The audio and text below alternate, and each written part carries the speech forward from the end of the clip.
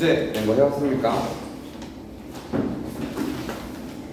48페이지부터 51페이지까지 우리 초단원 2번 자연과의 조화 부분 초단원 평가 문제였고, 여기 직접 뭐 해왔어도 되는데 뭐 굳이 안 해와도 내가 같이 다 해설할 거기 때문에 이제 해왔어도 상관없고 안 해왔어도 상관없고, 지금 문제는 풀어왔어야지 이게 의미가 있겠지. 네, 해설해주는 게 해왔는지 안 해왔는지 확인은 하지 않겠지만 숙제를 낸 거를 제때 해와야 의미가 있습니다. 모든 숙제는.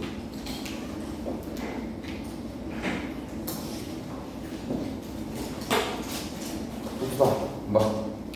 오늘 이거 하고 홍보전 하기 전에 판소리 개호설 수업 좀 하고 그 다음에 바로 판소리 홍보전 할 겁니다. 한번 봅시다. 1번부터 4번까지 해서 다음 작품을 읽고 물음을 답하시오 라고 했다. 다음 작품은 뭐지? 일단 삼춘곡이었어. 삼춘곡 뭐냐? 우리 삼춘곡 할 때 가장 강조해야 할 게 뭐였죠? 이건 읽어보시죠. 삼춘곡에서 중요했던 거. 근데 이것이 뭐 제가 볼 때 처음 시작할 때 적었던 것 중에 하나였는데 공간 이동이었죠. 공간 이동이다. 그다음 공간 이동에 다른 시상 전개가 있다. 1번이었고 2번이 이제 뭐였다? 자연 친화적. 이 두 개가 제일 중요했고, 이게 자연 친화적인 건데 그 중에서도 어떤 계절을 강조했다? 선진국은 봄이라는 계절을 강조했다. 봄이라는 계절적 특징을 가지고 자연부를 이야기했고 그 과정 속에서 살아가는 삶, 안 빛나고 하는 삶 같은 게 주제였다. 그죠? 그래서 이제 문제를 보면은 이 작품에 대한 설명으로 가장 적절한 것은 이라고 하고 있어. 근데 이제 가장 적절한 것은 고르는 거야. 이렇게 문제가 나와서 좀 애매할 수 있거든. 애매하면은 넘어가고 진짜 가장 확실하게 나오는 걸 선주로 고르면 돼. 1번부터 보자. 1번. 과거를 회상하며 현실에 적었으면 깨닫겠다. 과거 회상이 있었나? 과거 회상은 나타나지 않는다. 얘들아. 계절의 순환에 빗대어 삶의 과정을 형상화하고 있다. 2번을 만약 골랐다면 조금 헷갈릴 수 있었던 게, 여기 보다 보면 엊그제 겨울 지나 새봄이 돌아오니 라는 말이 나오긴 하거든. 근데 이게 계절의 순환이라는 게 얘들아, 한 바퀴 도는 게 순환이라고 생각해야 되거든. 그러니까 계절의 순환이 나오려면 다른 여타 작품들처럼 봄, 여름, 가을, 겨울이 다 나와야 돼. 근데 여기서는 겨울이 지나 새봄이 왔고 그 뒤로는 다 새봄에 대한 봄에 대한 이야기지. 그렇기 때문에 일단 순환이라고 보기도 애매한데 그 과정에 자연의 순환에 빗대어 삶의 과정을 형상화하고 있다. 계절의 순환과 삶의 과정을 비교한 게 나오지 않았기 때문에 이번엔 정답이 될 수 없다. 그리고 자연과 인간사를 대비했다. 자연과 인간 사이에 대비가 있다고 하기에는 그 홍진이랑 자연을 비교했다고 볼 수는 있으나 그걸 통해서 뭔가 시적 상황을 전달한다거나 그런 건 전혀 아니야. 생각해보자. 자연물을 통해 계절적 배경을 시각적으로 드러내고 있다. 4번의 정답인데 봐봐. 일단 자연물을 통해 하고 너네 한번 끊어봐. 그러려면 일단 자연물이 나타나야 되지. 이 우리가 지금 읽고 있는 부분에서 어떤 부분에서 자연물이 나오지? 막 도화, 행화 이런 거 기억나? 꽃들? 잠깐만요.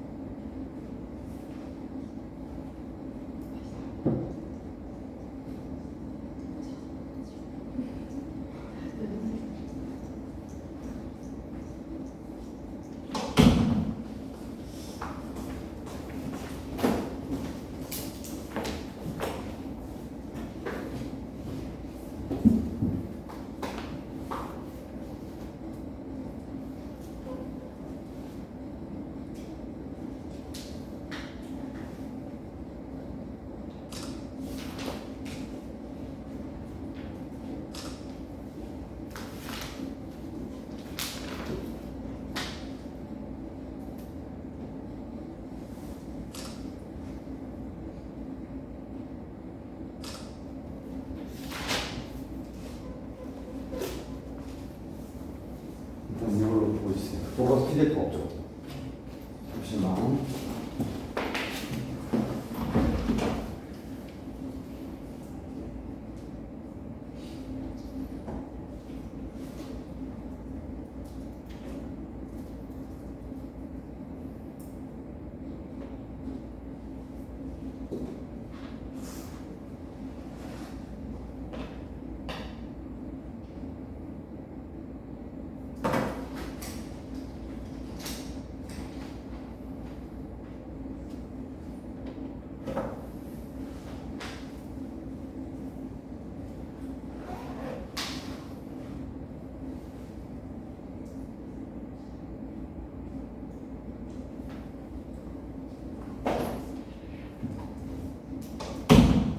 이거 뭐 합시다. 지금 복사를 할 수가 없어서 제가.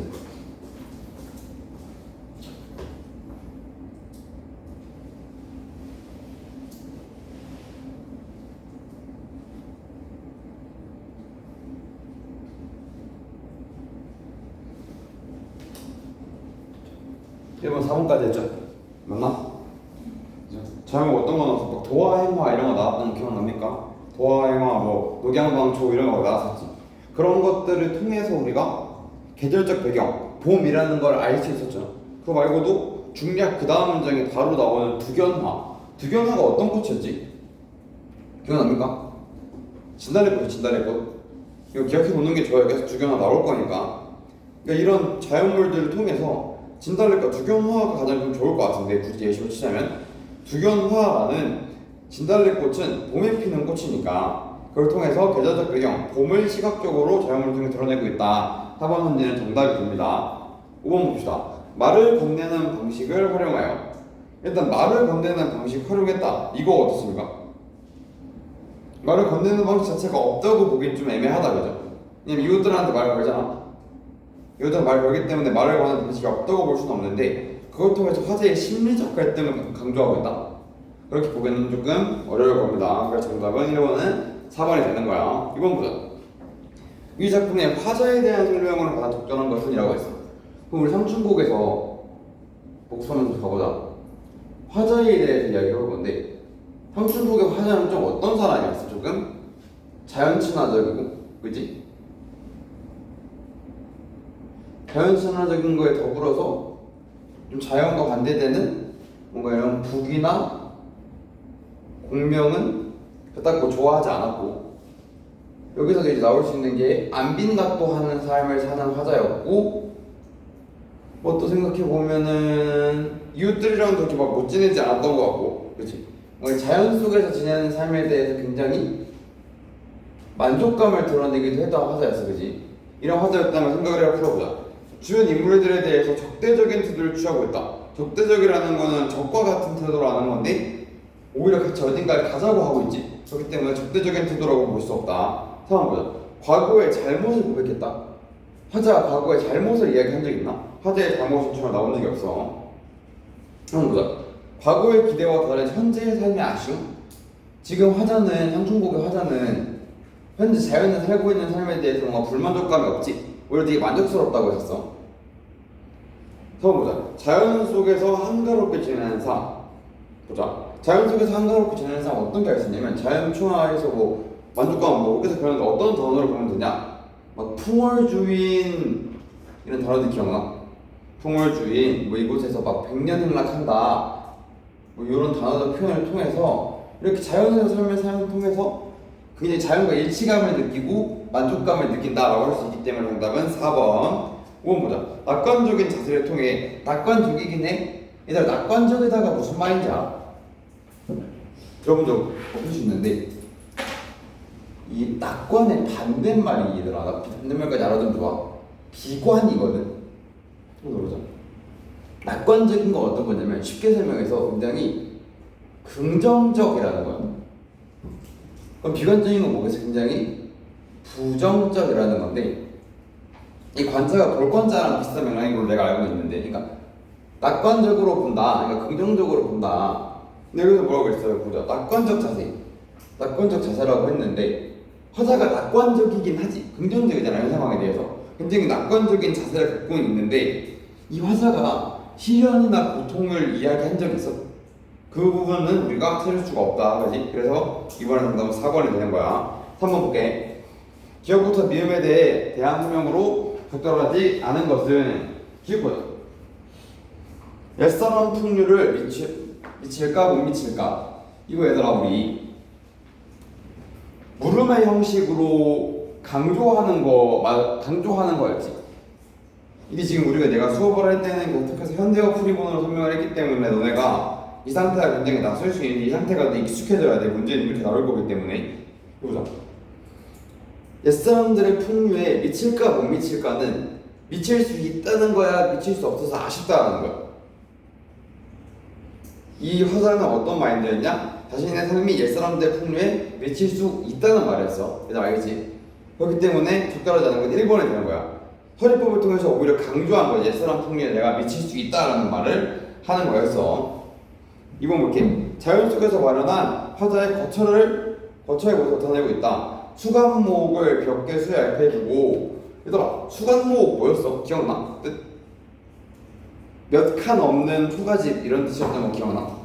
수간목은 그런 뜻이었어. 얘들아 어휘도 기억해야 돼 이제는. 그렇기 때문에 수간목이라는 자연 속에서 살고 있는 화자의 거처가 드러나고 있다.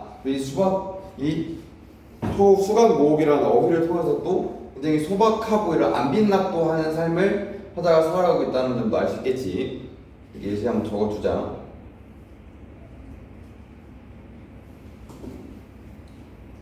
한번 봄을 맞이한 자연 속 경물들에 대한 화자의 감탄을 드러내고 있다. 조화신공이 물물마다 환사롭다. 이게 뭐였어? 조물주가 만든 생명체들이 하나하나마다 다 굉장히 아름답다 이런 뜻이었어. 그러니까 이 조물주의 솜씨가 굉장히 좋구나 라는 말을 통해서 이 자연 속 경물들에 대한 물건들에 대한 화자의 감탄이 드러나고 있고, 리를 보자. 천촌만락 뜻 보면은 이 동네 마을을 뜻하는 거였어. 우리가 간단하게 설명했을 때 그거를 선봉우리에서 바라봤다는 거 어디서 알 수 있어? 바로 일줄에 있지. 봉두에 급히 올라. 이거 뭐였어? 봉우리에 급히 오른 거였잖아. 봉우리에서 구름 속에 앉아서 아래를 내려다보니 마을 속의 풍경이 이렇게 쫙 내려져서 보인다 라는 얘기였기 때문에 맞고. 5번 보자. 청풍명월에 없던 것을 있고 청풍명월 말고 어떤 것이 있겠는가. 이래가 뭐 밖에 할 때 그 외자지 바깥 외자지. 청풍명월 말고 청풍명월 무슨 뜻이었어? 한자 하나를 다 끊어보면은 다 자연 요소야. 그냥 자연이란 큰 뜻이었어. 자연 외에 어떤 것이 있겠는가 라고 말하면서 자연에 벗삼아서 한가롭게 지내는 화자의 상황을 드러내고 있는 겁니다. 한번 받고 4번 보자. 이 작품에서 알 수 있는 한국 문학의 주제적 특징이라고 했어. 이거 내가 지난 시간에 잠깐 말한 적이 있는데, 우리 이 소설에서 같이 배웠던 현대시가 뭐였지? 사내가면이었다, 그지? 사내가면에서 드러나는 게 이 자연 친화적 태도였어. 얘들아 성춘곡은 장르가 뭐야? 가사 장르지. 그러니까 쉽게 설명하면 고대가요야, 그지? 그리고 우리가 이따가 볼 산에 가면은 어떤 장르지? 현대시지. 시간적 흐름이 굉장히 있음에도 불구하고 자연 친화적이라는 부분에 있어서 공통점을 가지고 있어. 이거 그러면 이런 걸 봤을 때 이게 한국 문학의 주제적 특징이라고 말할 수 있어 없어? 말 수 있다는 거야. 그러면 서술형을 쓸 때 조건을 한번 보자. 작품에 드러난 화자의 태도를 바탕으로 서술하는데, 이 화자의 태도를 바탕으로 한국 문학의 주제적 특징이 무엇인가를 적어야 되나? 그럼 큰 틀에서 봤을 땐 자연 친화적 가치관을 가지고 있다라는 문장이 드러나야 되고, 화자가 자연에 대해서 어떻게 바라보고 있는가가 들어가야 완벽한 문장이겠지. 그래서 어떻게 적어야 되면 자연의 아름다움을 만끽하고 자연 속에서 묻혀 지내는 삶의 자부심과 만족감을 느끼는 화자의 태도에서, 가장 중요한 건 자연에서 사는 자연에 대한 태도에서 만족감을 느끼는 화자의 태도에서 자연 친화적 가치관이 드러나고 있다. 즉, 이 내가 말한 이 두 문장이 전부 다 맞아야 온전히 맞는 문장이고, 가장 중요한 건 어쨌든 자연 친화적 가치관을 가지고 있다, 보이고 있다, 이 드러난다, 이런 식의 표현이 무조건 있어줘야 합니다. 그렇기 때문에 이 자연 친화적이라는 게 4번 문제의 굉장히 핵심적인 요소였어. 이게 산의 가면에서도 또 나타납니다. 이런 특징적인 게. 영어 보자. 5번부터 9번 작품을 읽고 물음을 답하시오. 얘들아, 우리가 상충곡 내용 다 알지? 근데 우리가 문제를 풀기 위해 주어진 지문에서 상충곡 내용의 전체를 다 알아. 어때? 지금 5번부터 9번? 아니지. 그러면 하나 중요한 게 뭐냐면 5번부터 9번까지 나온 지문 안에서 5번부터 9번을 풀어야 되는 거야. 다른 거에 내가 기억하고 있는 게 있어도 최대한 배제하고 여기 있는 부분들에 한해서 문제를 풀어내야 하는 거고, 여기 있는 부분들만 한해서 풀어내기 어렵다 라고 생각이 들 때는 너네가 상충곡 전문을 생각하면서 문제를 풀어낼 수 있는 능력을 갖춰야 됩니다. 우선 이 지문만 보고도 풀 줄 알아야 돼. 한번 볼게.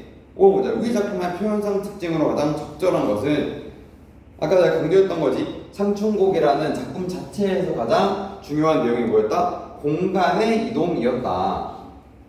공간 이동은 굉장히 중요한 포인트라고 했었고, 얘들아, 어떻게 공간 이동했는지 기억나?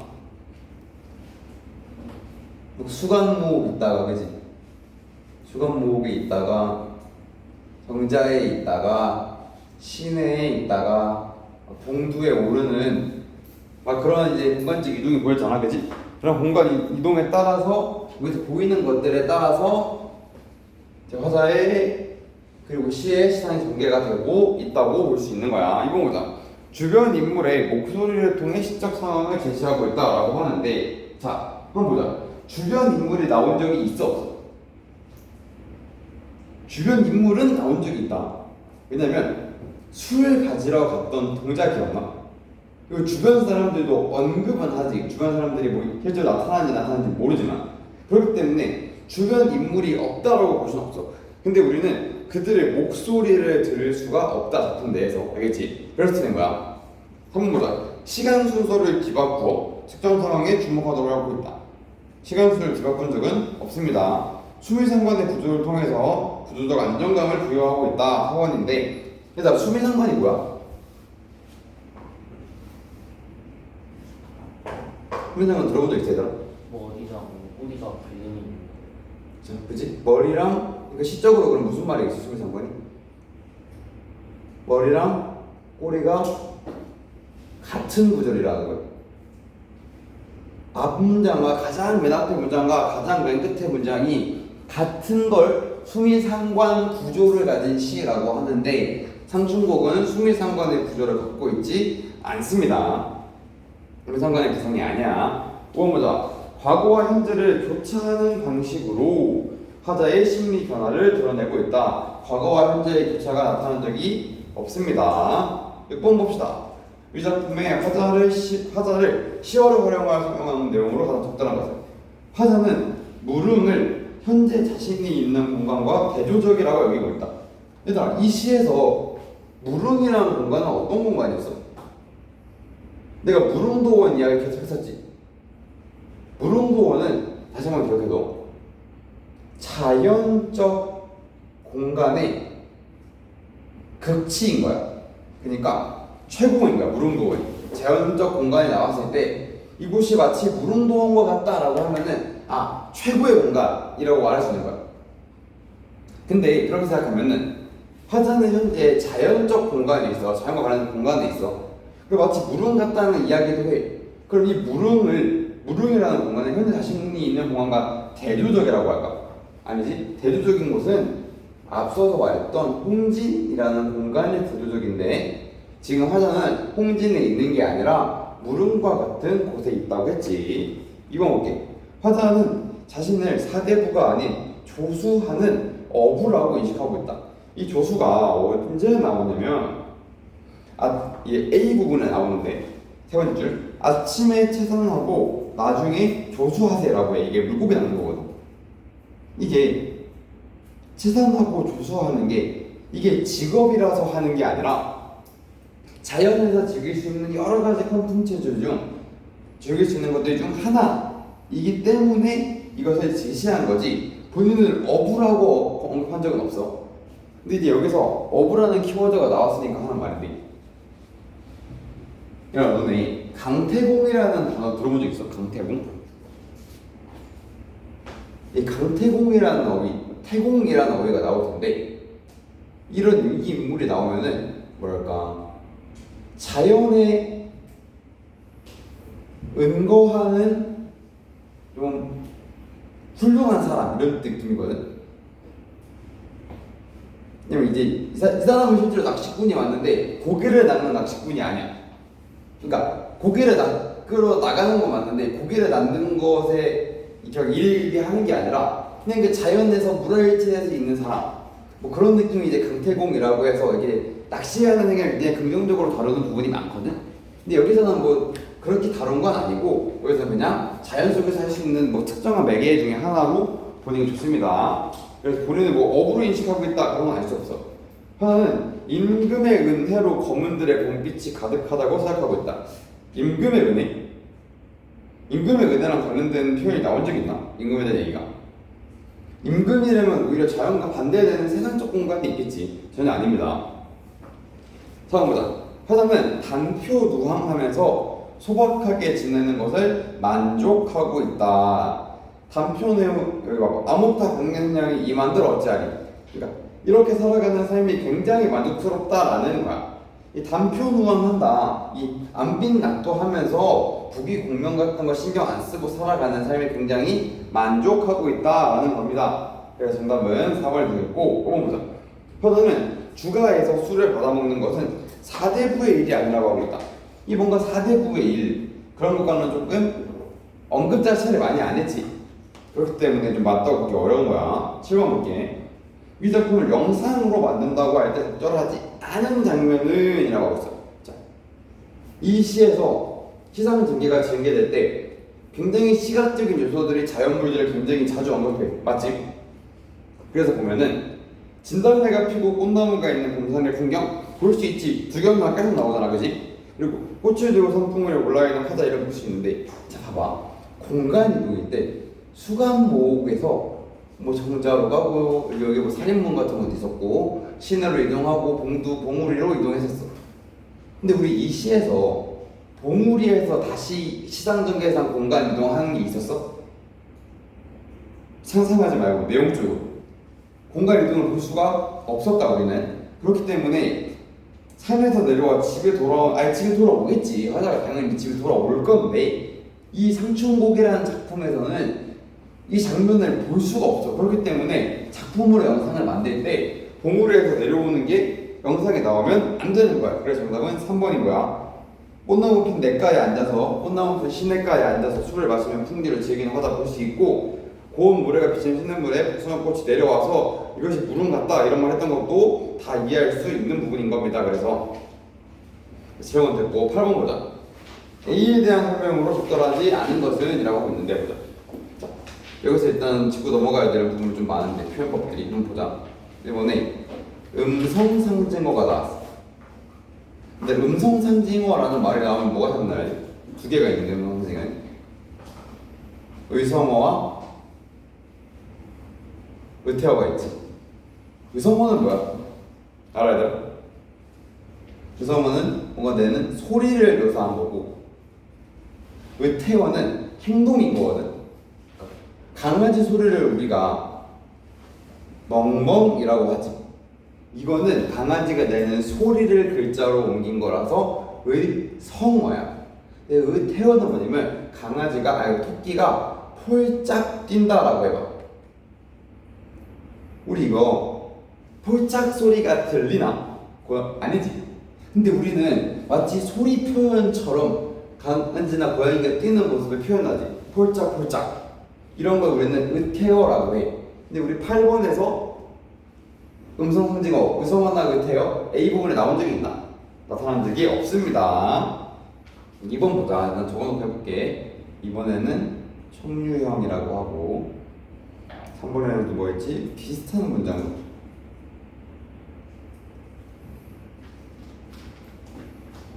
4번 보자. 4번에는 너희는 A를 보고 있어 얘들아. 너희가 A를 보면서 어떤 부분이 어떻게 되는지 한번 생각을 해보는 거야.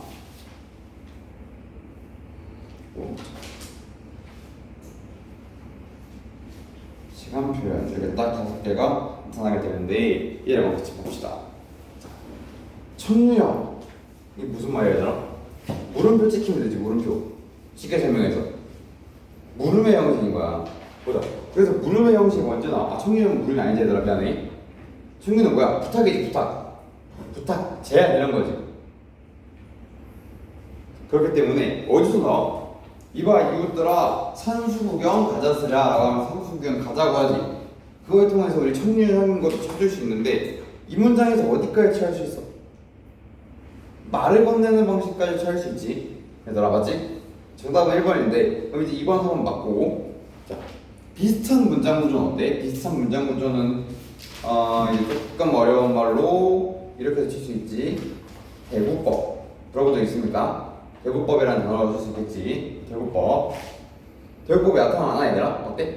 비슷한 문장 구조의 반복 있어. 보이잖아? 답청일란 오늘하고 욕기란 내일 하세. 아침에는 뭐 하고 나중에는 뭐 하세. 그치? 이런 부분을 통해서 비슷한 문장 구조의 반복이 드러나고 있습니다. 한 번 더 맞고. 시간 표현 뭐예요? 시간 표현.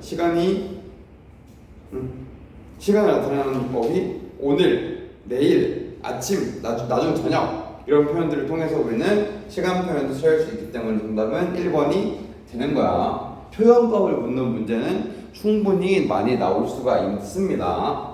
왜냐면 시적 표현이 어떻게 사용하는가 이런 건 당연히 문제에서 많이 출제할 수가 있겠지. 시험에서도. 9번 보자. 기억에 드러난 표현상 특징을 조건에 맞게 서술하시오. 자, 일단 기억이 뭐였습니까? 한번 보자. 기억이 뭐였지 얘들아? 이거 우리 현대어로 한번 생각해봐. 공명도 날 꺼리고 부기도 날 꺼린다 이런 말이었지 얘들아. 이거 할 때 내가 했던 말 하나 기억나? 되게 중요한 어구 중 하나였는데 주객전도다. 이 말 기억납니까? 주객전도가 뭐였어? 주체와 객체가 뒤바뀐 상태. 우린 이걸 주객전도라고 불러. 보자. 기억이 이런 거였어. 공명이랑 부기가 날 꺼릴 수 있나? 얘네는 주체가 될 수 없지. 주체가 될 수 있는 건 인간인 나야. 그러니까 내가 공명과 부기를 꺼리는 건데 여기서는 공명이랑 부기가 나를 꺼린다고 이야기하고 있어. 이 뜻까지 해석하고 문제를 읽어보니까 주체, 객체라는 말을 반드시 포함하여 쓸 것. 오케이, 뭐가 주체고 뭐가 객체니 쓰란 말이고 기억을 통해 강조하고자 한 말을 쓸 것이래. 한번 보자. 그럼 어떻게 쓸 수 있냐? 기억은 주체와 객체가 뒤바뀐 주객 정도의 표현으로 라고 하시는 거야. 봐봐. 공명과 부기는 객체야. 그리고 내가 주체지. 근데 마치 공명과 부기가 주체인 것처럼 이야기하고 있는 주객 정도의 표현을 사용하고 있다. 그렇기 때문에 여기까지 할 수 있어. 주체라는 같은 말을 반드시 포함했었어. 그리고 기억을 통해 이 문장을 통해 강조하고자 한 바를 써야 되지. 그러면 이 강준국의 글쓴이는 이 문장을 통해서 무슨 얘기를 하고 싶었어? 공명과 부기 같은 부정적인 요소들을 꺼려한다. 나는 그런 얘기였거든. 어떻게 쓰면 좋으냐? 모음도 한번 이야기해줄게. 공명과 부기라는 세속적 가치, 홍진에서 세속적 가치를 부정적으로 인식하는 화자의 태도를 강조하여 드러내고 있다라고 할 수 있는 거야. 이해할 수 있겠습니까? 이렇게 생각하면 그렇게 적으면 됩니다. 일단 지울게 얘들아. 한중고 이제 그 다음으로 넘어가기 때문에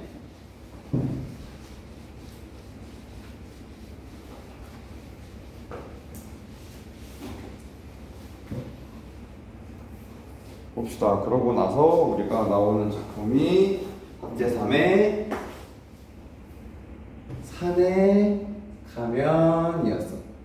산에 가면에서도 내가 2개 강조했었는데 일단 하나 가장 중요한 건 역시 자연 친화. 그리고 우리 산행하면서 되게 많이 봤던 표현법 뭐였지? 심상, 경남, 그러니까 이미지.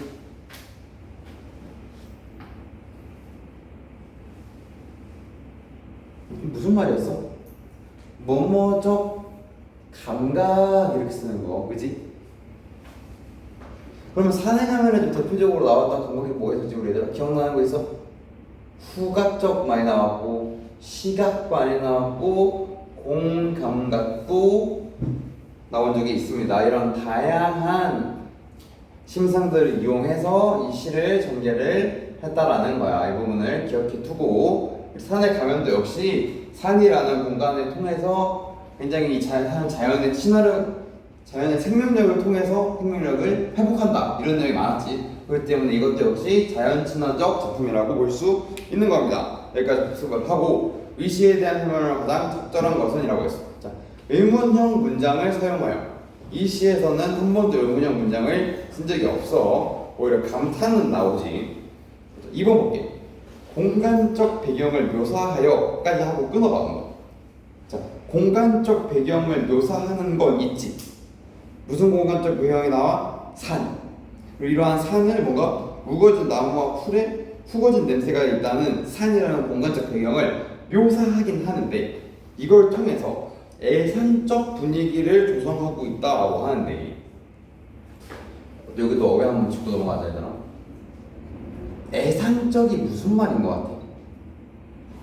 한번 상상해봐. 자주 나오는 말이거든, 애상적은. 애상적이라는 게 무슨 말일까? 이 애를 슬플 애자를 쓸 수도 있고, 여기 슬플 애자를 쓰는 건데, 이게 뭐냐면 슬퍼하거나 가슴 아파하는 거야.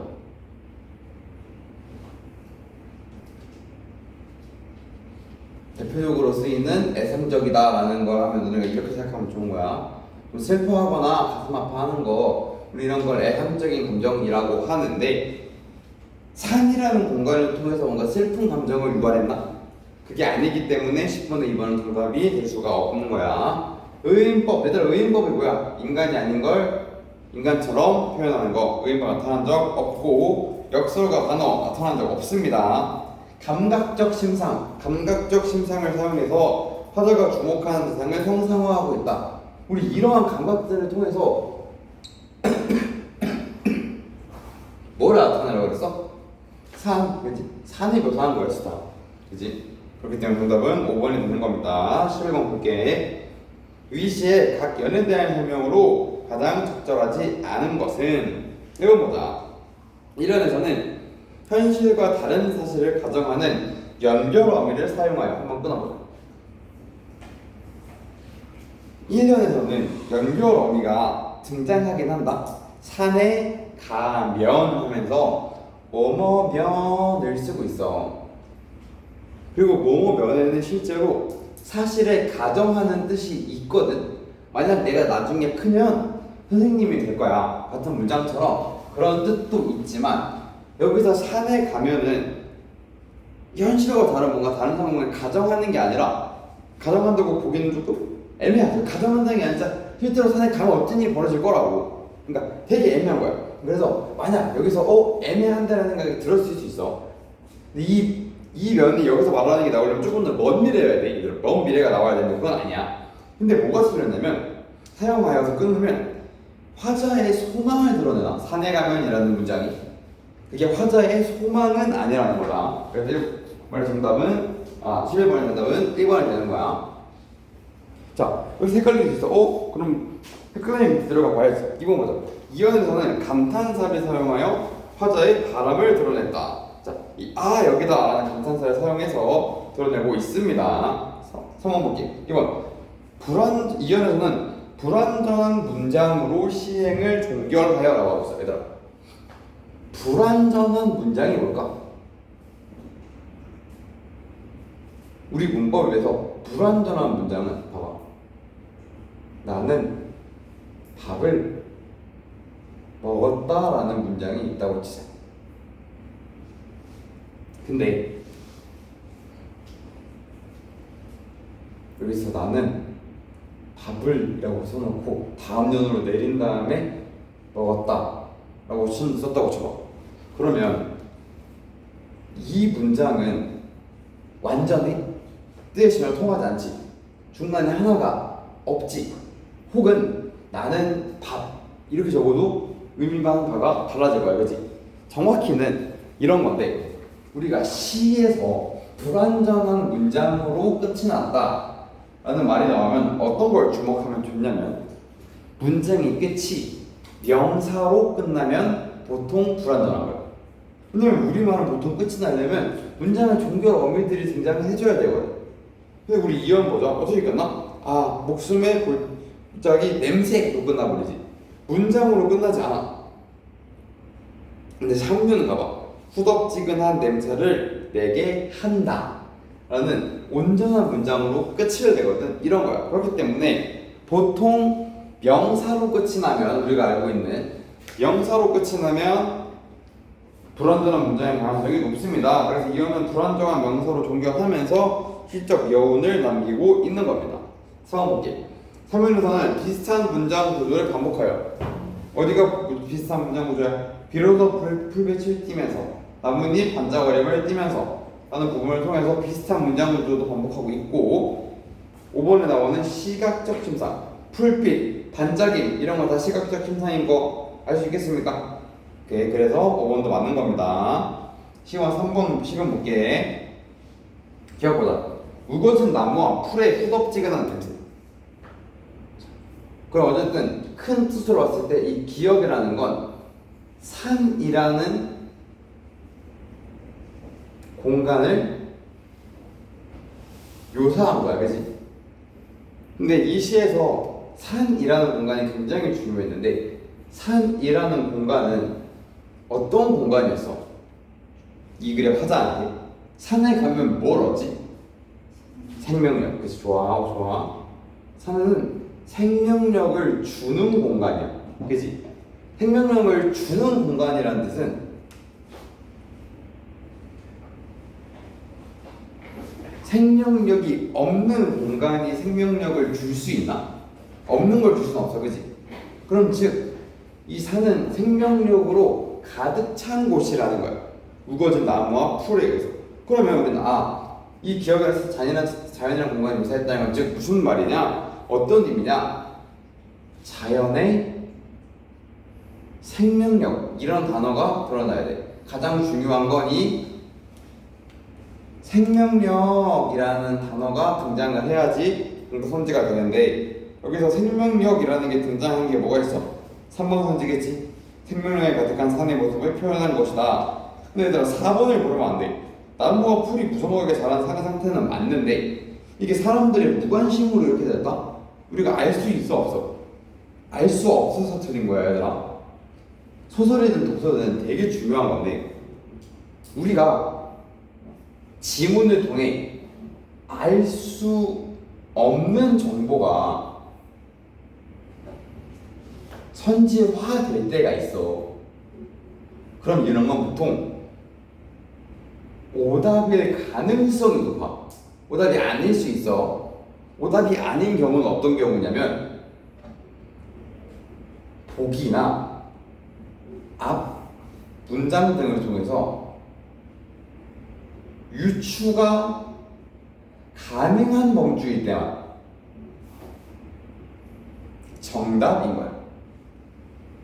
만약 여기서 이 산을 묘사할 때 이 산이 사람이 없는 공간이라는 이야기를 했다거나, 혹은 보기 선지를 통해서 이 자연이라는 공간이 인간과는 거리가 먼, 좀 세속과는 거리가 먼, 좀 뭔가 관리가 되지 않은 이런 식의 보기가 있었다면 어느 정도 유추하는 방향성을 찾아내고 이 유추가 적절한 너희의 유추라면 정답 선지가 될 수 있으나, 우리가 지문 속에 있는 알 수 없는 정보를 선지화하면 보통 오답의 가능성이 높습니다. 무조건 오답이라는 게 아니야. 보기나 앞문장이나 앞선 설명 등을 통해서 유추가 가능하고 올바르게 유추했으면 정답 선지가 될 수도 있지.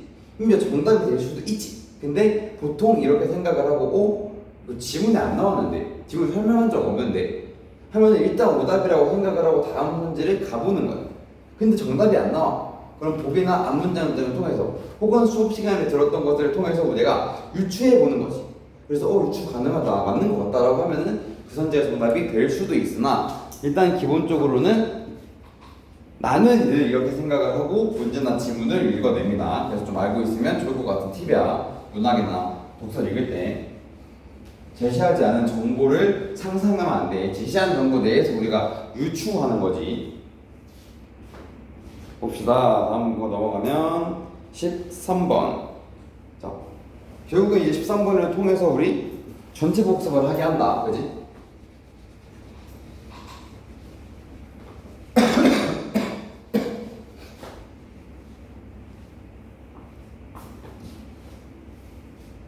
가는 뭡니까? 상충곡이지? 상충곡. 나는 산에 가면. 산에 가면과 상충곡의 가장 큰 공통점은 뭐였어 얘들아? 자연 친화. 결국엔 이 자연 친화라는 것이 우리 문학의 보편적 가치였다는 거. 이 이야기 하고 싶어서 결국은 이 문제가 나온 거야. 그죠? 가의 화자와 나의 화자의 공통점으로 가장 적절한 것은 뭐야? 자연을 굉장히 가깝게 생각하고 좋게 생각한다. 그렇게 보면은 5번의 그 문장이 그대로 나오지? 자연을 긍정적으로 인식하며 자연 친화적 태도를 드러내고 있다. 그래서 13번 연습은 5번이 되고 14번 볼게. 기억은 뭐였어? 풍월주의. 가에 나오는 문장이었다. 미유는 뭐야? 후덥지근한 냄새였어.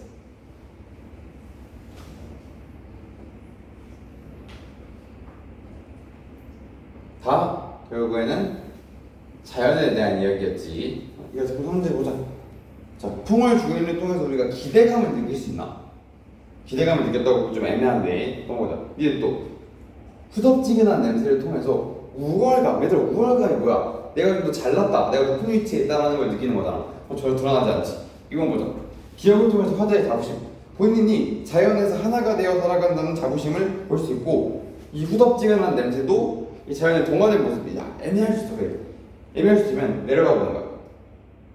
자연에 대한 동경, 그리움, 상실감이라는 게 기억에 등장하지 않지.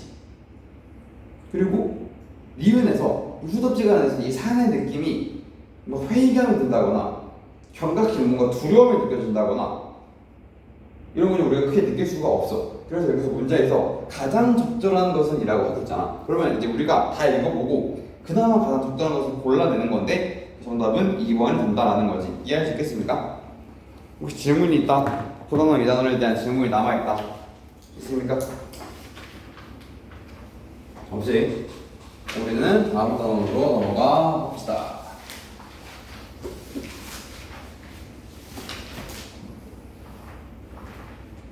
일단 잘못하면 다음 단원 서단원 제목이 뭐야 얘들아? 한번 봐봐. 해학과 풍자래. 얘들아 이거 들어본 적 있어? 해학과 풍자라는 단어? 보자. 난 서단원 제목 잘 봐. 서단원 제목이 하고자 하는 바를 굉장히 많이 말하기 때문에 해학과 풍자라는 부분을 볼 겁니다. 얘들아. 해학이 정확히 어떤 단어인지 선생님 사전적인 단어 뜻을 찾아서 한번 보여줄게.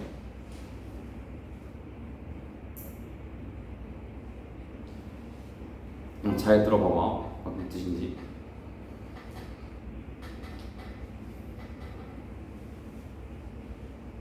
해학을 뭐라고 말하냐면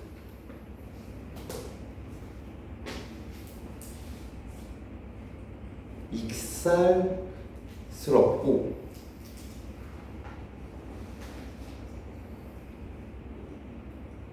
품위가 있는 말과 행동이야. 그럼 다시 보자. 익살스럽다라는 말도 익숙하지 않지. 이것도 한번 보자. 익살스럽다. 그 딱 쳐놓는 거야. 딱 쳐놓으면 남을 웃기려고 일부러 웃으로 말이나 행동을 함 이런 거야. 그럼 결국엔 해악이 뭐야? 정말 간단하게 정리하면 해악적이다. 해악적인 것은 뭘까? 뭐냐면 정말 간단하게 정리하면 재미있는 거야. 재미있는 거. 해악이라는 거. 재미라는 거야. 우리 풍자. 일단 어떤 장면을 풍자했어 라는 말에 우리가 앞으로 많이 나올 건데 이 풍자는 뭐냐면 어떤 대상이 있어. 근데 내가 이 대상을 비판하고 싶은 거야. 근데 얘들아, 비판은 재밌는 거야? 재미없는 거야 보통? 누가 날 비판하고 비난하려고 하는 건 보통 재미가 없지. 근데 풍자는 어떤 거냐면 이러한 어떤 대상을 비판할 때 해학적으로 한다는 거야. 무슨 말이야? 결국엔 재미있게 한다고. 우리 이런 걸 풍자라고 합니다. 표현법인 거야 이거는 이제. 그래서 우리는 이런 풍자적인 표현법이 굉장히 많이 나오는 작품을 볼 건데 특히 장르 중에서는 어떤 장르에서 풍자가 많이 드러나냐 보니 우리는 판소리계 소설이라는 곳에서 많이 볼 수가 있습니다. 판소리계 소설 그래서 볼 거야. 판소리계 소설이래. 그러면 판소리와 관련이 있는 애들이겠지. 우리 판소리계 소설 아는 거 엄청 많아. 한번 내가 생각해봐. 너네가 알고 있는 고전소설 보통 판소리계 소설일 거야. 너네 춘향전 알지 얘들아?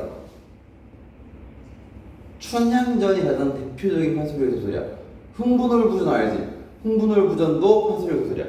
우리 이런 것들을 판소리계 소설이라고 하는데 판소리계 소설은 보통 이제 조선이 후기로 나아가면서 독자층이 굉장히 다양해지고 이런 시장에서 무대하는 게 굉장히 다양해져서 이 판소리가 대두되면서 이 판소리 내용을 소설로 옮긴 거야. 근데 뭐 소설이 먼저일지 판소리가 먼저일지는 중요하지 않아 우리에게. 여튼 판소리의 내용을 소설로 옮겼다라고 하고 있어. 그냥 그럼 하나 보자. 이 판소리계 소설 그 윗 범주에는 뭐가 있냐? 고전 소설이 있는 거야. 고전 소설의 갈래 중 하나 있지. 그러면 우리가 고전 소설의 특징을 먼저 보자. 고전 소설의 주제는 어떨까 얘들아? 보통 판소리계 소설 아니더라도 너네가 알고 있는 고전 소설 한번 생각해봐. 예를 들어서 너네 혹시 영화 전우치 봤니? 그거 본 적 없구나. 옛날 영화가 돼버렸네. 전우치전 혹은 홍길동전. 그리고 너네가 중학교 때 내신에서 봤을 법한 또 작품들 뭐가 있을까? 저렇게 만듭니다. 우리 앞으로 할 거면 흥부전. 전우치전 잘 모른다니까 적어봅시다.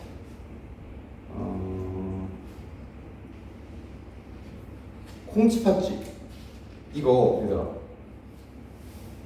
확실한 선인과 악인이 갈라져 있지. 콩쥐팥쥐에서 팥쥐, 흥부놀부전에서 놀부, 홍길동전에서는 홍길동이 악인들의 것을 뺏어서 선인들에게 나눠주는 영웅이지. 의적이라고 하지. 그러면 보통 옛날 소설에서는 악인과 선인의 대립이 일단 나오는데 이 대립에서 누가 이겨? 홍길동이 이겨서 뺏어서 나눠주지. 흥부전에서 흥부는 부자가 되고 놀부는 쫄딱 망하지. 콩쥐팥쥐에서는 팥쥐는 결혼 못하고 콩쥐가 결혼해서 약 행복하게 살아간다고 하지. 결국 악인과 선인의 대립 속에서 선인이 승리하는 게 보통 고전소설의 주제야. 그럼 우리 이거 한번 들어본 단어가 있을 거거든. 네 글자인데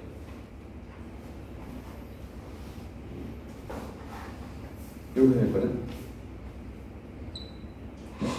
한번 혹시 뭔지 알 것 같은 사람? 그렇지, 권선징악. 과거 소설은 보통 이런 권선징악을 주제로 하는 경우가 많고, 근데 꼭 권선징악만 나오는 건 아니야.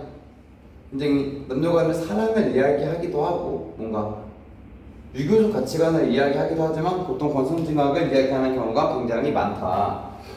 그러면 인물들은 어떨까? 우리 고전소설에서 인물들의 성격이 막 갑자기 막 바뀌고 이런 거 본 적 있어?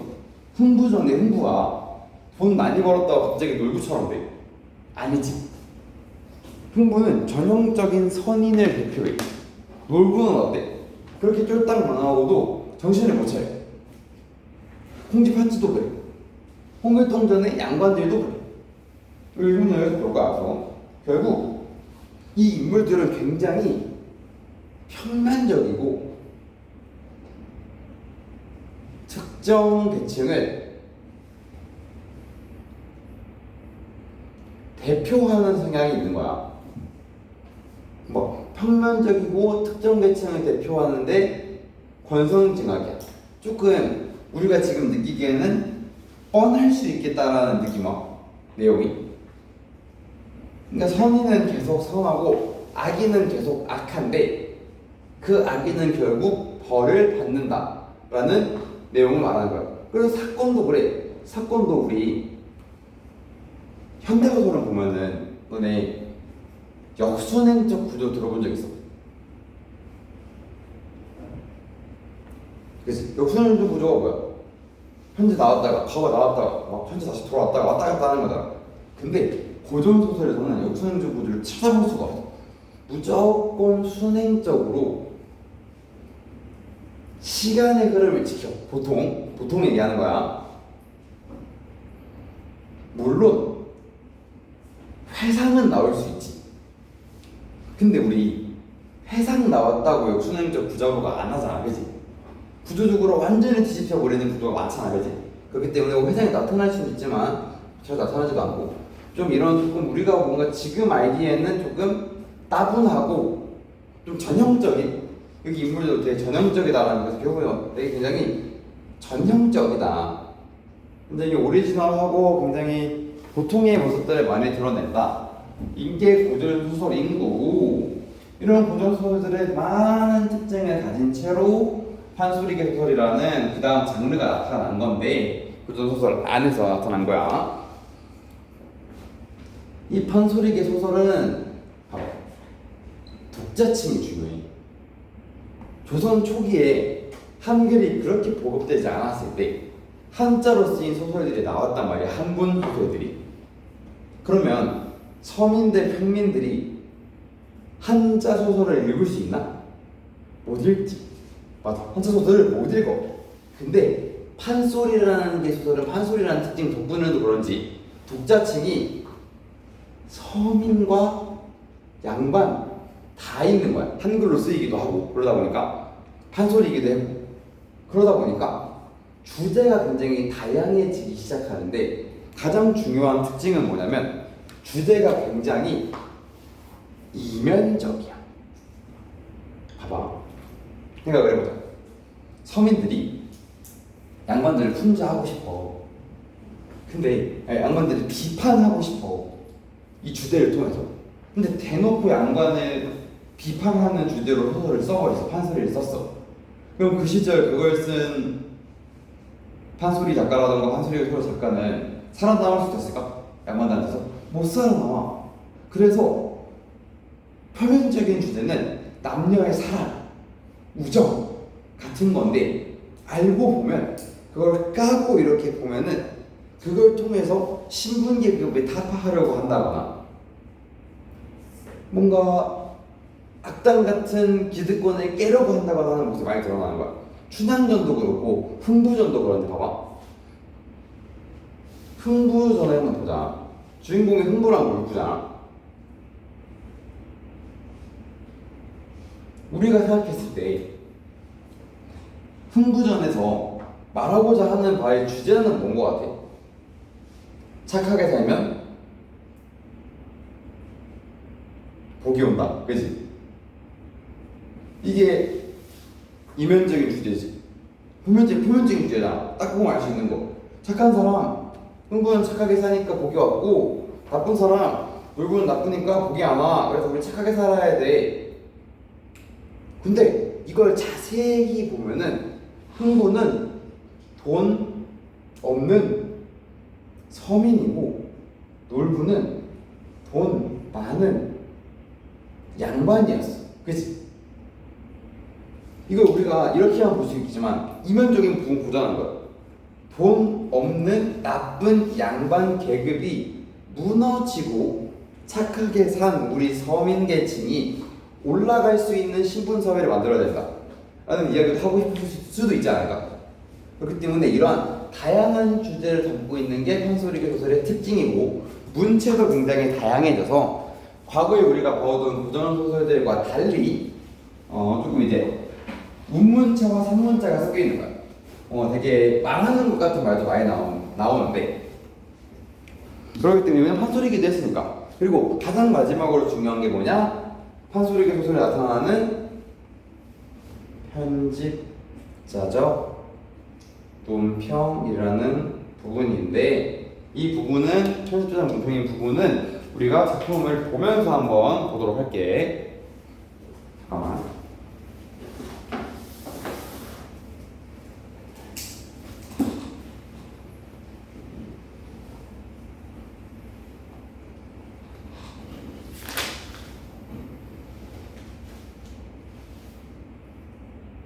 오늘 많이 보진 않을 겁니다. 엄청 적당히 건널 거기 때문에.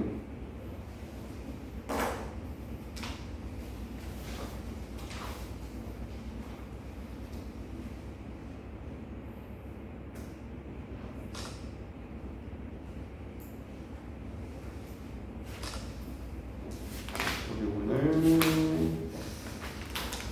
전기 2까지 한번 보자. 전기 2까지면은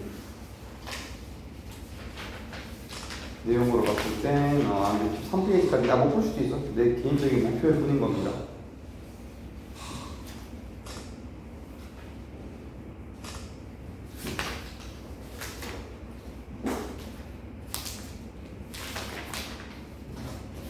그래서 흥보전을 우리가 한번 볼 건데 이 흥보전은 이제 판소리 흥보가의 내용을 기반으로 해서 나온 작품인 겁니다. 봅시다. 흥보전 판소리계 소설이라고 하고 있고 국문소설이래. 우리말로 쓰여 있다. 그러니까 다양한 독자계층이 읽을 수 있는 거고 해학적, 풍자적, 교훈적인 특징을 갖고 있다. 아까 다 말했던 거지. 권선징악을 통해서 말하고자 하는 바도 말하고 이것저것 이게 웃기게 풍자적이고 해학적으로 묘사하고 있는 겁니다. 시간은 조선 후기, 공간은 이렇게 나온대. 주제 나와. 형제간의 우애와 권선징악. 이거는 표면적 주제겠지 얘들아. 형제간의 우애 이런 거. 근데 빈부간의 갈등은 쉽게 다루기 어려운 주제야. 맞아 아니야? 그지? 그렇기 때문에 이게 이제 내가 아까 전에 말한 표면적인 주제가 아니라 이면적인 주제를 다루고 있다라는 부분입니다.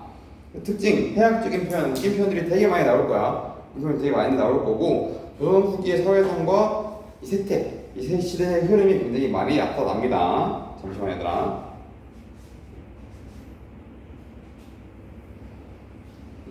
잘못 찍어가지고 화면이 돌아갔네요.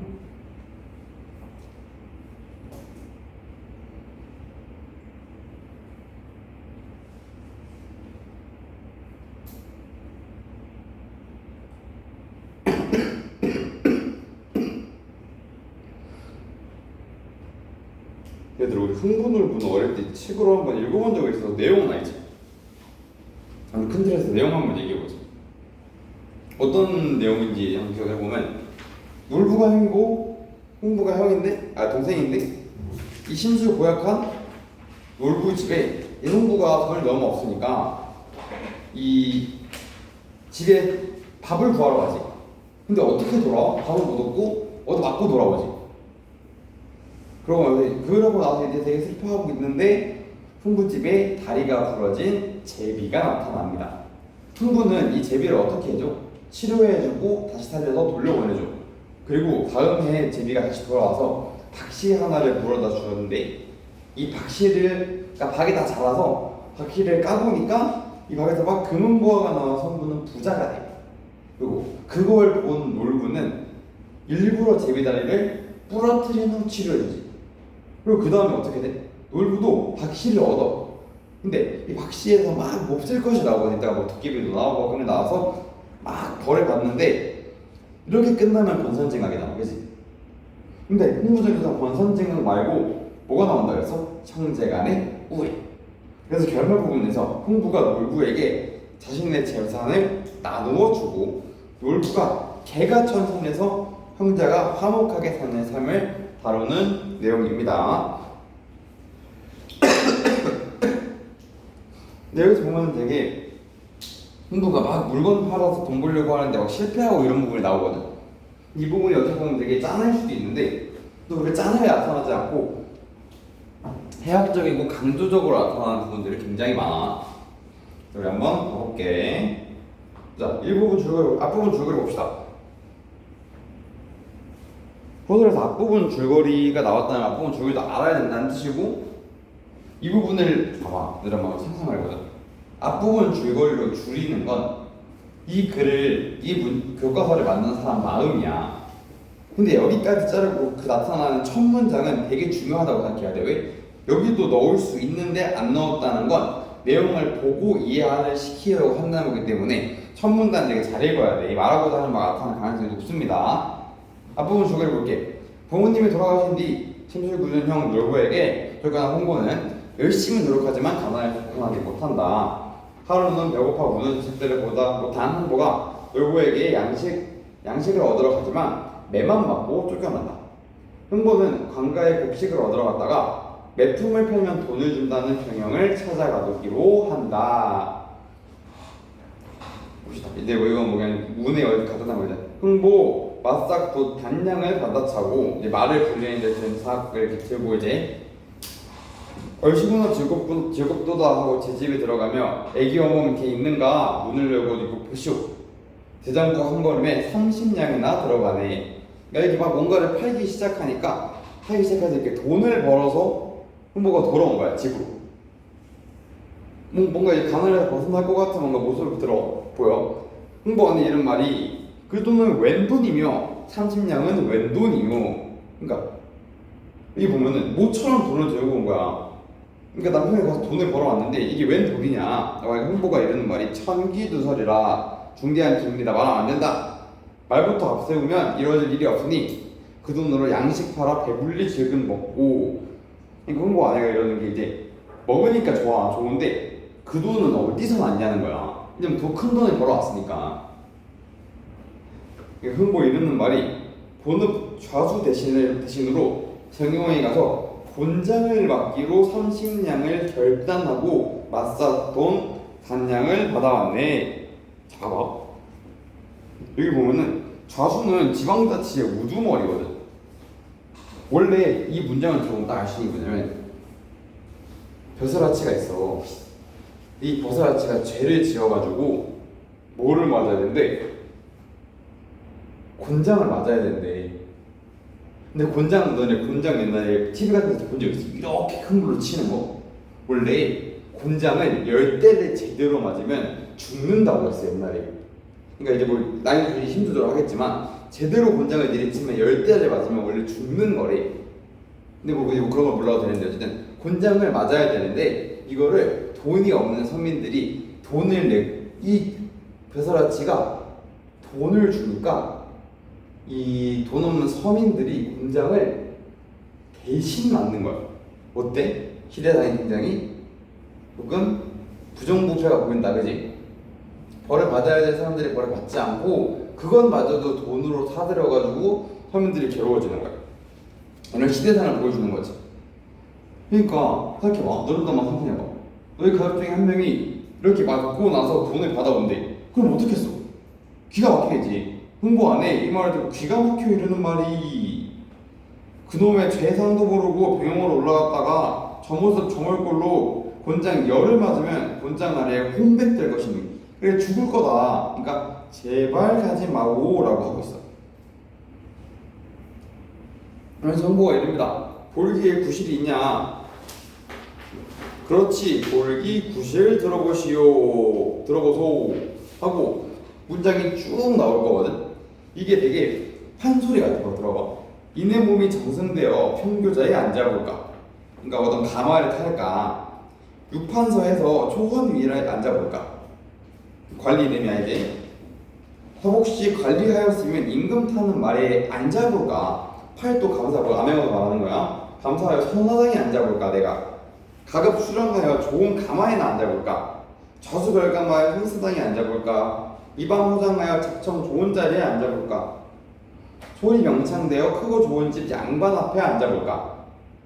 우리 이렇게 한번 생각했을 때 뭐야? 어떤 자리에 올라서 어떤 좋은 곳에 앉는다라는 말이지. 그래서 그 얘기하는 거야. 풍류호걸되어 기생집에 앉아볼까? 서울 이름난 기생되어 가마안에 앉아볼까? 많은 돈 벌어 부담만에 앉아볼까? 쓸데없는 여기 딱 끊고 보여. 이거 뭐뭐해서 뭐뭐할까? 뭐뭐해서 뭐뭐할까? 뭐뭐해서 뭐뭐할까? 계속 반복적인 문장이 드러나는 거 느껴지니 얘들아? 이걸 통해서 운율감이 느껴지거든. 근데 이거 내가 왜 운율감이 느껴질까? 원작이 뭐라고 했어? 흥보가가 있다 그랬지. 판소리가 있는 거야. 그러니까 판소리는 음악이야, 그지? 판소리는 우리 음악 시간에 실제로 배워. 우리가 배우는 국어 시간 배우는 건 판소리, 개, 소설인 거고. 그렇기 때문에 운율감이 느껴지는 부분을 통해서 아 이게 판소리, 개, 소설이구나 라는 걸 알 수 있다는 거지. 쓸데없이 인해 몰기는 신체 부위야. 분위기를 눌려서 무엇하냐? 내가 어디 가서 어디 뭐 좋은 자리에 올라가서 앉을 것도 아니고 뭐 의미가 있냐? 차라리 매품이나 팔아먹어야겠다. 매 맞아서 품삯 벌어야겠다. 내가 벌어야겠다. 그러니까 아내가 걱정을 하는데 이제 난 구실이 있다 라고 얘기를 하는 이유가 있다. 그러니까 흥보 자식들이 벌떼같이 나앉았어. 여기 얘들아 밑에 그림 볼래? 흥보는 자식도 많아요. 벌떼같이 막 내려앉아서 아버지 말씀을 들으니 호사가 큼직하고 그래 아버지 중년 가신다 하니 나 오동청병 하나 사주시오. 오동청병은 뭐래 얘들아? 검붉은 빛이 나는 구리로 만든 병이래. 얘 지금 홍보 아까 뭐라 그랬어? 밥 먹기도 힘들다 그랬지? 밥 먹기도 힘든데 막 이렇게 비싼 병 같은 거 사는 게 말이 돼 안 돼? 안 될 거 아니야? 허황된 요구가 나와. 그러니까 얼마나 철이 없는 거야. 돈을 벌려고 이 밥을 먹으려고 아빠가 이렇게 몇 가지 맞아가면서 돈을 벌어오는데 아들이 나와가지고 아들이 자식이 나와가지고 나한테 오동철병 하나 사달래, 그지? 그러니까 홍보가 이러는 말이 고이벗은 놈이 어디다 차게야라고 하니까 고이벗은 놈은 이게 굉장히 어린 아이라는 자야. 어린 놈이 그것도 어디다 쓰려고라고 하는 겁니다. 그 보니까 뭐 기민머리에 차도 잘 털고 생갈비를 뚫고 차도 잘 터이오니 사오기만 사오 하면서 또 한 놈이 나앉으면 나는 남수주 비단으로 만든 큰 창옷 한 벌 사다 주고. 창옷 이제 옷 종류되더라. 비단으로 짓는 옷은 과거에 엄청 비싼 옷이라는 뜻이거든. 요즘 비유가 되게 많이 나와. 비단은 굉장히 비싼 옷재료야. 이것도 무슨 말이야? 굉장히 허황된 요구, 사치품이지. 이것도 말해. 고이 벗은 놈이 어디다 입게? 어린 놈이 어디다 입게? 하면서 이번에 흥보에 큰아들이 나앉으면서 제 동생들을 꾸짖는데 옳게 꾸짖는 게 아니야.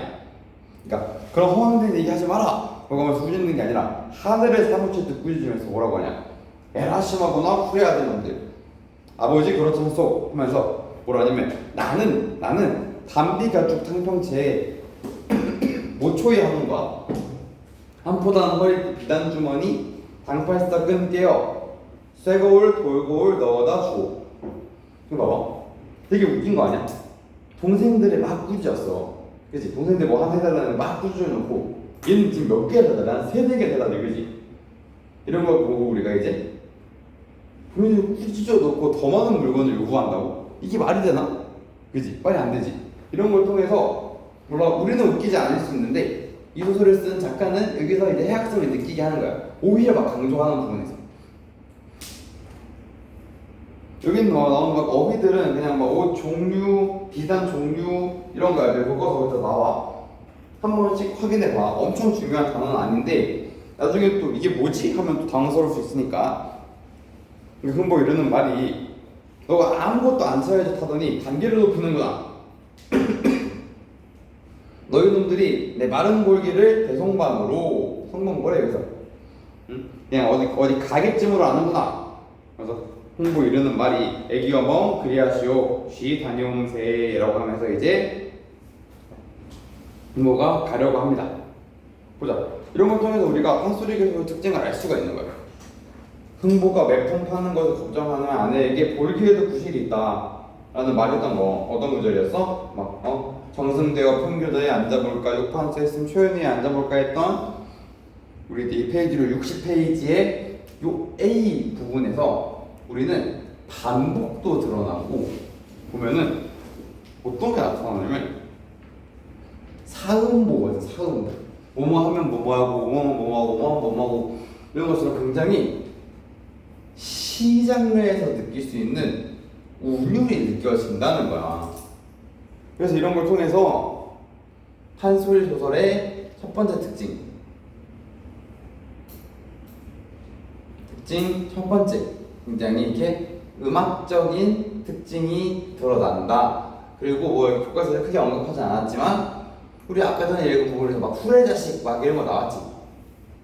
이런 거 막 양반들이 이런 말 썼을 것 같아. 과거에 막 고상하게 책이나 읽고 막 도가 뭐고 유교가 뭔지 했던 사람들은 잘 안 쓰는 어휘란 말이야. 왜 이런 말을 쓰기 시작했어? 독자층이 다양해졌으니까 나타나는 거야. 그리고 홍보와 자식들의 대화들을 통해서 우리는 해학적인 요소, 풍자와 해학이 많이 드러나는 게 판소리 소설이라고 했는데 이러한 해학적인 요소를 알 수 있게 됩니다. 보자. 매품을 팔아오겠다 하는 홍보의 말에 자식들이 막 자꾸 막 사달라고 해. 그래놓고 큰아들이 딱 와가지고 동생들이 꾸짖는 다음에 또 뭐라 그래. 더 많이 사달래. 이걸 통해서 자식들이 얼마나 지금 철이 없어, 그지? 이러한 철이 없는 자식들의 모습을 통해서 이 막 웃겨서 웃는다기보다 또 어이없으면 웃음 이런 것도 좀 유발이 되잖아. 그런 것들을 유발하면서 좀 이제 웃음을 끌어내고 있다라는 거야. 잠시만, 물 좀 마셔볼게. 물 피고 있으세요. 전기 2번까지 할 수 있을 것 같아.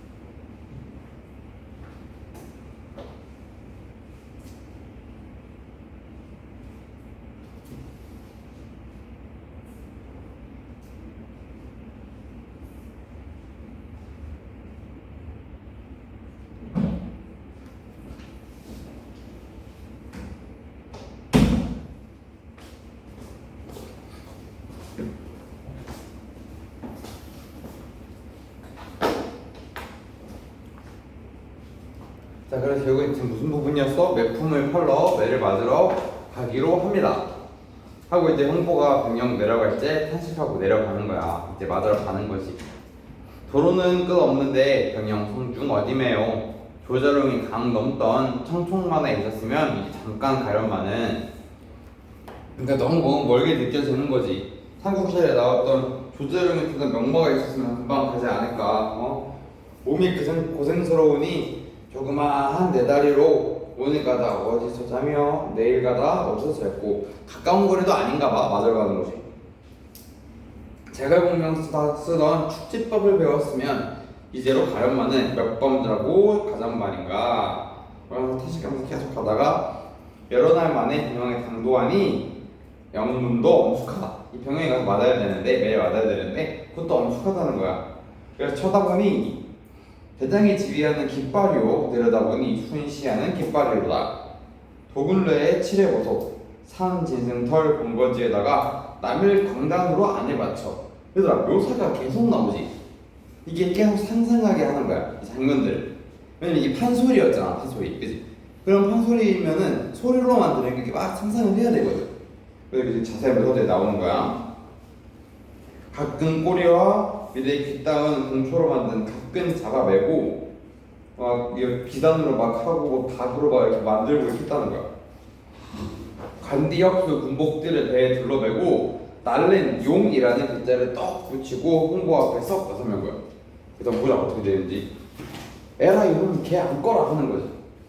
그럼 이제 벌을 받기로 한 사람이니까 이제 이렇게 대접을 하겠지. 홍보가 속마음으로 내가 분명 저승에 들어왔나 보다. 여기서 봐. 흥보가 병영에 도착을 했어, 그지? 근데 아까까지는 어땠어? 좀 가는 길에 천근만근이라고 하긴 했지만 본인이 맞아서 돈을 벌어오겠다라는 생각이 들었는데 여기 병에 도착을 하니까 어떤 느낌이 든대? 갑자기 저승에 왔나 보다. 무슨 말이야? 두려움이 느껴지기 시작하는 거지. 흥보 사람이니까. 그래서 문간에 들어가니 어떤 사람들, 몇푼 팔러 온 사람들이 4,500인 있거늘 흥보 들어가며 인사하오 예마오 거기 니라하오 남았으며 조선 제일 가난한 흥보를 모르시오 라고 하면서 자신의 주인이 과장하기 시작한다. 자기가 조선 제일 가난이래. 그러니까 한놈이 나서가지고 장자가 무엇하러 와 계시오 라고 하니까 흥보는 부자래. 그러니까 이 말 듣는 이 한놈은 흥보보다 더 지금 가난한 사람인 거야. 흥보가 이 말을 들으니까 가슴이 꿈쩍해가지고 거기는 무엇하러 왔어? 그러니까 나는 평안도 사방동 봉팔 풍촌도 사는 솔봉임이 모르죠. 25대 가난으로 매품을 팔러 왔어. 25대나 대대손손 가난했대. 엄청 오랫동안 지독하게 가난한 사람들인 거야. 아까 이 매품을 받으러 온 사람이 지금 한두 명이 아닌 거지. 그리고 또 한 놈이 나앉으면서 나는 경상도 문경 땅의 제일 가난으로 46대 호적 없이 남의 겹방살이로 내려오는 김딱지게라는 말을 듣도 못하였어. 예를 들어 무슨 말이냐면 이게 호적도 없이 그냥 옛날에 이렇게 양반집이 막 이렇게 있으면 주어제 같은 게 막 이렇게 있으면은 여기 막 방이 막 하나 남는단 말이야. 이런 방 한 칸에서 막 살았던 사람들이란 거야. 가난한 사람들이 막 나와. 한 놈 나앉으며 이번 매품은 먼저 온 순서대로 들어간다니 그리하옵세. 이거 보니까 이 사람은 한두 번 맞으러 온 게 아닌 것 같아. 그지? 이번엔 이렇게 하면 돼. 오케이. 그러면 저분은 언제 왔어? 그러면 나 언제는 저 지난 장날 아침밥 먹기 전 동태 때 왔어. 한 놈은 또 나는 온지 12여일이라도 생나무 곤장 한 대 맞아본 내 아들 놈 없어. 그러니까 다들 일찍 왔다는 거야. 빨리 가고 싶으니까. 흥보 이러는 말이 그렇게 하지 말고 서로 가난 자랑 안문하고 제일 가난한 사람이 팔아갑세라고 하는 거야. 자, 생각해보자. 이 변호사에 도착한 사람들은 다 굉장히 가난한 인물이야. 왜 생각해봐. 돈이 없어서 누구 대신 맞으러 가는 거잖아 이거. 얼마나 가난하니까 이렇게 하시겠어. 근데 이 봐요. 이 보통 이 가난이라는 게 자랑이라는 단어랑 맞아떨어지는 단어야. 보통 그치? 사실 뭐 가난이 난 부끄러움은 아니라고 생각하지만 가난을 막 자랑하는 건 아니잖아, 그치? 근데 여기서는 가난을 자랑해서 제일 가난한 사람이 팔지. 가난이란 자랑은 잘 어울리지 않는 단어야. 근데 같이 쓰면서 굉장히 역설적이게도 가난을 자랑한다라는 말을 해버리는 거야. 그러니까 이거는 보자. 가난을 자랑해서 내가 먼저 매품을 맞아야겠다. 내가 먼저 맞고 내가 먼저 돈 받아가야겠다라고 할 정도로 이 백성들의 삶이 굉장히 비참했다는 거지. 그렇지 않아 얘들아? 말이 되나? 가난을 자랑하면서까지 내가 먼저 맞겠다, 내가 먼저 맞고 집에 가겠다라고 할 정도로 굉장히 비참한 삶을 살고 있다는 걸 보여주는 거야. 그러니까 저분 가난 어떠하오 하면서 내 가난 들어보오. 집이라고 들어가면 사방 어디로도 들어갈 작은 곳이 없어. 닿는 벼룩 쪼그러 앉을 데 없고 벼룩이 앉을 데만큼도 없는 자유롭고 삼순구식 먹어본 내 아들도 없어. 삼순구식 뭐래? 30일 동안 9끼니밖에 먹지 못한대. 그러니까 30일 동안 9끼니 더 못 먹었다고. 그만큼 가난하다. 한 놈을 또 나와주면 좋게 먹고 살 수는 있겠어. 저분 가난 어떠하오. 그러니까 먹긴 먹나 보네 하면서 그러니까 내가 난 들어보. 막 이렇게 가난 자랑하는 것도 말이 안 되는데 되게 어떻게 보면 유쾌한 식으로 이끌어낸다. 내가 난 들어보고 내 가난 남과 달라. 2대째 내려오는 광주산 사발 하나 선반에 얹은 지 8년이다. 이 음식을 담아오는 사발을 쓸 일이 없다. 8년 동안 여러 날 내려오지도 못하고 아침 저녁으로 눈물만 뚝뚝 찍고 부엌에 쥐가 밥알을 주워 먹으려고 다니다가 다리에 가래토시 서가지고 종이가 터트리고 뒤로 누운 적들이 된다. 쥐가 주워 먹을 밥알을 참 없다는 거야. 사람이 먹을 게 문제가 아니라 우리 집은. 좌우 들어준 바 내 신세 어떠냐. 그래서 아까 말했던 김딱지게 딱 서 앉으면서 거기는 참 장자라고 할 수 있대. 야, 이 정도인데도 야, 너 부자네. 내가 한 들어보 조그마한 한 칸 초막에 뻗을 길이 없어서 우리 아내와 나와 둘이 안고 누우면 내 상투는 물 밖으로 우뚝 나가고 우리 아내 공둥이는 단 밖으로 알 공둥이 보이니 동네에서 숨바꼭질하는 아이들이 우리 아내 공둥이 치는 소리 4월 8일 관등다는 소리가 같고 자주 들린다는 거야. 집에 연기 나지 않은 지가 3년째 됐다. 밥을 못 먹은 지 3년 됐고 얘들 봐봐 이거 봐봐 집이 이렇게 있는데 내가 이렇게 누웠어. 내가 이렇게 누워있는데